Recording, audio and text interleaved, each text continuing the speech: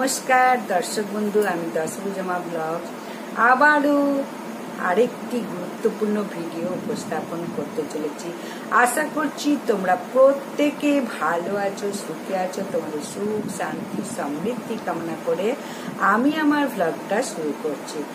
আজ বলবো জগন্নাথ দেবের ওপর মা লক্ষ্মী অভিশাপ কেন দিলেন। আজকে বলবো, তাহলে ভালো করে শেষ পর্যন্ত ভিডিওটা শোনো। রাজাপুর নামক এক গ্রামের মন্দিরে গুরু বাবা তার শিষ্যদের জিজ্ঞাসা করলেন, আচ্ছা তোমরা দেবতার তো পুজো করো, তোমরা কি জানো জগন্নাথ দেব এবং লক্ষ্মী মাতার একটা লীলার কাহিনী? জগন্নাথ দেব লক্ষ্মী মাতা লীলা কাহিনী সেই শিষ্যরা জিজ্ঞাসা করলেন, সেটা কি লীলা কাহিনী? গুরুদেব বললেন, সে এক বিশাল কাহিনী, তাহলে সেই কাহিনীটা শোনো। পুরাণ মতে লক্ষ্মী পুজোর দিন লক্ষ্মী মাতা তার স্বামী জগন্নাথ দেবকে বললেন, হে স্বামী, এবার আমি আমার পুজোর প্রাকালে ভক্তদের বাড়ি পরিদর্শন করব। তখন বেশ, তো প্রতি বছরের মতো এবারও তুমি তোমার ভক্তদের পরিদর্শন করবে, এতে আমার কোনো আপত্তি নেই।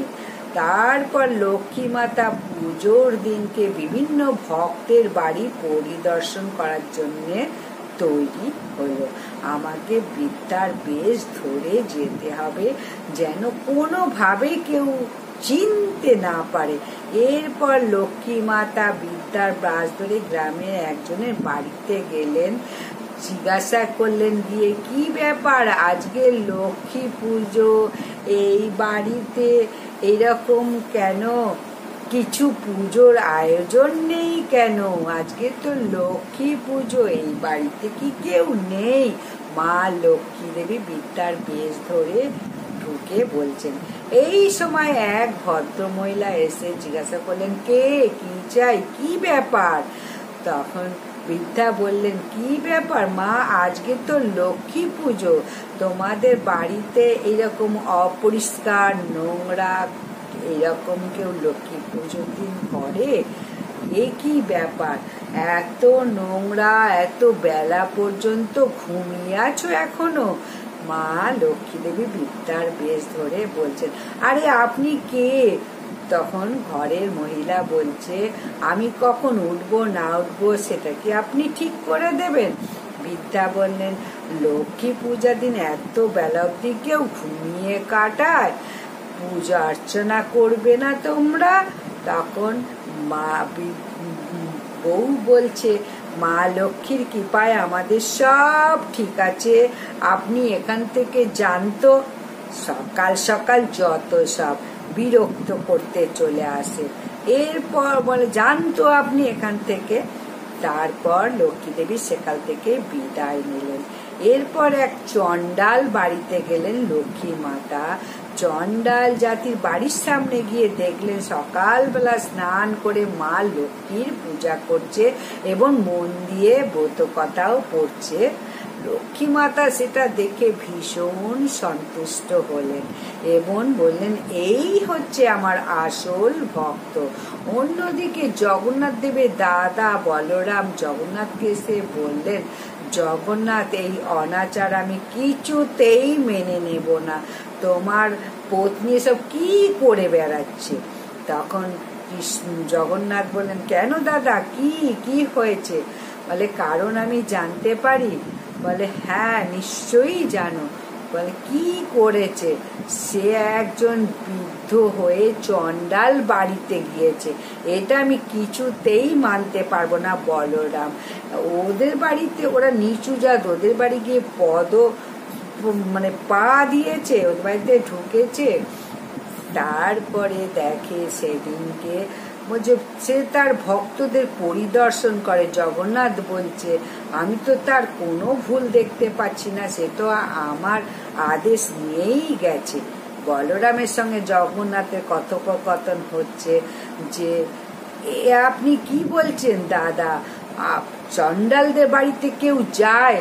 বলরাম বলছে, জগন্নাথ দেব মনে মনে তো দোটানায় পড়ে গেলেন। একদিকে তার স্ত্রী লক্ষ্মী, অন্যদিকে তার দাদা বলরাম। সে এখন এই মুহূর্তে কি করবে বুঝে উঠতে পারছে না। তখন বলছে বলরাম, জগন্নাথ তুমি এখনই তোমার পত্নীকে পাঠাও, একটা কিছু ব্যবস্থা করতে হবে। জগন্নাথ দেব কোনো উপায় না পেয়ে লক্ষ্মী মাতাকে ডেকে পাঠালেন। লক্ষ্মী মাতা বলে, কি হয়েছে, এত জরুরি তলব কিসের? তখন জগন্নাথ বললেন, একজন দেবী হয়ে তুমি ওই চণ্ডালের বাড়িতে কি করে গেলে? লক্ষ্মী দেবী বলছেন, আমার কাছে সমস্ত ভক্তই সমান, কে উঁচু জাত কে নিচু জাত, আমি এসব উপেক্ষা করি না। যে আমাকে নিষ্ঠার সঙ্গে ডাকে আমি তার বাড়িতে সব সময় থাকি। বলরাম বলছে, আমার মুখে মুখে তোমার তর্ক, আজ থেকে তুমি এই মন্দির থেকে বিতাড়িত হবে।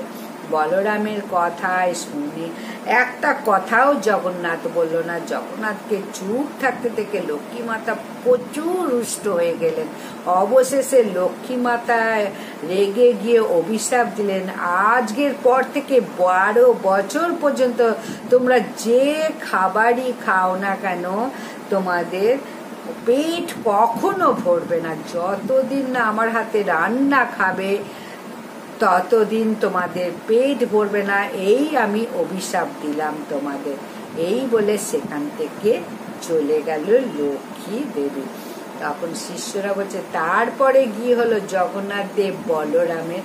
তখন বলছে, শোনো, জগন্নাথ দেব বলরাম তারপর থেকে যাই খেত পেট আর ভরতো না। মন্দিরে প্রচুর ভোগ খেত, সমস্ত খাবার শেষ হয়ে যাওয়ার পরও পেট ভরছে না। একদিন জগন্নাথ দেব এবং বলরাম দেব সন্ন্যাসী বেশ ধরে এই গ্রাম ওই গ্রাম ঘুরতে লাগলো। ঘুরতে ঘুরতে হঠাৎ জগন্নাথ বলরামকে বললেন, দাদা দেখো, ওই লোক দুটো আনন্দ হয়ে এত ছুটে আসছে কেন? নিশ্চয়ই কোনো কারণ আছে। জগন্নাথ বলছে, বলরাম বলছে, ঠিক আছে আমি জিজ্ঞাসা করছি। তখন সেই আগন্তুক লোককে জিজ্ঞাসা করছেন, আচ্ছা তোমরা এত আনন্দিত হয়ে ছুটে আসছো কেন? আসলে আমাদের বাড়িতে, আমাদের গ্রামে একজনের বাড়িতে ভোগ খাওয়ানো হচ্ছে, তাই গ্রামের সকলে আনন্দিত, তাই আমরা সেখানে যাচ্ছি ছুটতে ছুটতে। তারপর জগন্নাথ বলরামও সেই বাড়িতে গিয়ে পৌঁছে দেখে সে বাড়ি তো চণ্ডালের বাড়ি। বলরাম বললেন, না, এই চণ্ডালের বাড়ি তো কোনো রকম ভাবে আমি অন্ন স্পর্শ করতে পারবো না। ঠিক বাড়ির ভেতর থেকে একজন এসে বলল দুইজনকে যে আপনারা বাইরে কেন, ভিতরে আসুন, অন্ন সেবা করে যান। বলরাম তো ভুলেও বলছে, আমি এখানে কোনো রান্নাই মুখে তুলতে পারবো না, একটা কাজ করুন, আমাদের সামগ্রী আমাদের দিয়ে দিন, আমরা রান্না করে নেব। তখন বলে, আচ্ছা বেশ তাই হোক। খাবারের রান্না সামগ্রী সেই লোকটি বলরাম জগন্নাথের হাতে তুলে দিলেন এবং জগন্নাথকে বললে, তুমি এটা রান্না করতে থাকো, আমি ততক্ষণে স্নান করে আসি। এরপর বলরাম স্নান করতে গেলেন, অন্যদিকে জগন্নাথের রান্না করা জোগাড় করলেন। এর মধ্যেই ঘটলো এক সমস্যা।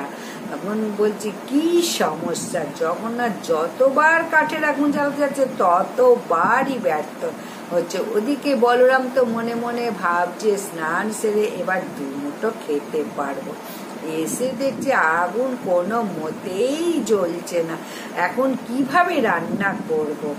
এর মধ্যেই বলরাম এসে উপস্থিত হয়ে গেল। এই কি জগন্নাথ, তুমি এখনো রান্না চাপাওনি? এ নিজে কোনোভাবেই কাঠের আগুন জ্বালাতে পারছি না, প্রতিবারই ব্যর্থ হচ্ছি। বলরাম শেষে বলল, আমার কাছে দাও তো দেখি। বলরামও সেই কাঠের আগুন জ্বালাতে পারলো না, ব্যর্থ হচ্ছে। তখন বলছে, আমাদের তো কদিন না খাওয়ার ফলে শরীরে আর জোর নেই, আমরা তাই এইটা আগুনটা জ্বালাতে পারছি না। যাই হোক, আমাদের মনের মধ্যে কোনো দ্বন্দ্ব না রেখে চলো চণ্ডালের বাড়িতেই আমরা অন্ন গ্রহণ করতে যাই। ফের জগন্নাথ এবং বলরাম ওই চণ্ডালের বাড়িতে গেল। সেখানে গিয়ে তারা অন্ন গ্রহণ করতে থাকলো। ঠিক এমন সময় রন্ধন যে তো পুরো লক্ষ্মীর হাতে রান্না খাচ্ছে আর বলছে এ তো পুরো লক্ষ্মী মাতার হাতে রান্না। জগন্নাথ বলরাম দুজনেই বলছেন। তখন বলছে আমরা অনেক ভুল করেছি, আমাদের লক্ষ্মী মাতার কাছে ক্ষমা চাওয়া উচিত। তারপরে বলরাম জগন্নাথ সেখান থেকে উঠে লক্ষ্মী মাতার কাছে ক্ষমা চাইলো। লক্ষ্মী মাতা আমাদের ক্ষমা করে দাও তুমি। দেখলে তো লক্ষ্মী মাতা বলছে শেষমেশ চণ্ডালের বাড়িতেই তোমাদের অন্ন গ্রহণ করে পেট ভরলো, যাদের তুমি নিচু জাতি বলেছিল। তখন বলছে আমার ভুল হয়ে গেছে, তুমি আবার আমাদের মন্দিরে প্রবেশ করো, আবার তুমি তোমার স্থান গ্রহণ করো।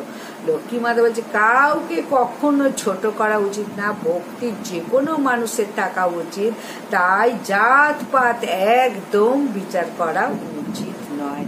তখন দুজনেই বলছে আমাদের ভুল হয়ে গেছে, আমাদের ক্ষমা করে দাও। এই বলে তো ক্ষমা করে দিল লক্ষ্মী দেবী। শেষে তখন লক্ষ্মী দেবী আবার মন্দিরে প্রবেশ করলেন।